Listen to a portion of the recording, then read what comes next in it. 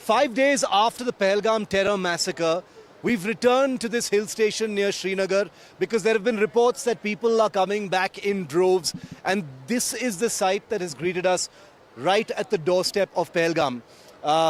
Quite a lot of people have descended on the hill station. You can see people enjoying the Lidder River here, people taking pictures, and quite a crowd here. Now, it must be said that the actual meadows and open areas of Pahalgam are still out of bounds for tourists. So it's not all happy news, but they've still decided to come in large numbers, and we've been speaking to quite a few of them.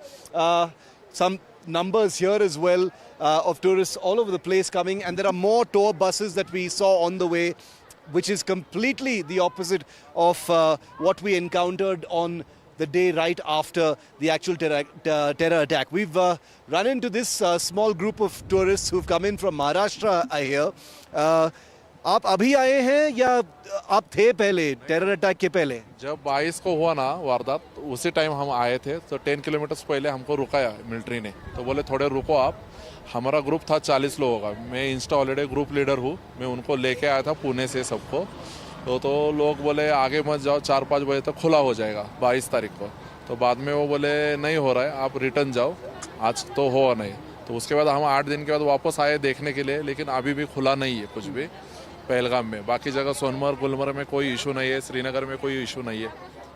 आपने नहीं सोचा कि वापस जाना है ये हादसे के बाद? नहीं सोचा, इतना डर नहीं लगा। उधर के लोग बहुत कोऑपरेटिव थे, वो बोले सब कि डरना मत, इधर कुछ नहीं होगा। लेकिन 26 लोग मारे गए थे इस टेरर अटैक में, तो आपको डर नहीं लगा कि वापस जाना चाहिए? सपोर्ट करने वाले लोग थे, हमारे इधर के एजेंट सपोर्ट करने वाले थे, ड्राइवर्स थे जो ग्रुप लेके आए। वो हमारे पूना के एजेंट जो हमारे कंपनी का ट्रैवल एजेंट मैन जो है वो सपोर्ट करने वाले थे। वो सबको बोल रहे थे कि मत डरो, हम आपके साथ हैं, इतने लोग हैं तो कुछ नहीं होने देंगे। इधर के गवर्नमेंट ने भी हमें बहुत सपोर्ट किया, हमें प्रोटेक्शन दिया। हमारे आगे पीछे पुलिस की गाड़ी थी, तो हमें बहुत सपोर्ट किया उस दिन। डर है कि JNK में लोग नहीं आएंगे। आप लोगों के शब्द सुनकर शायद लोग को एक रीअश्योरेंस मिलेगा कि जा सकते हैं, लेकिन जब बहुत सिक्योरिटी है, कोई प्रॉब्लम नहीं। अभी सब ओपन हो गया, सिक्योरिटी भी है, डरने का नहीं, डरने का कुछ नहीं, जो नसीब में है वो होगा।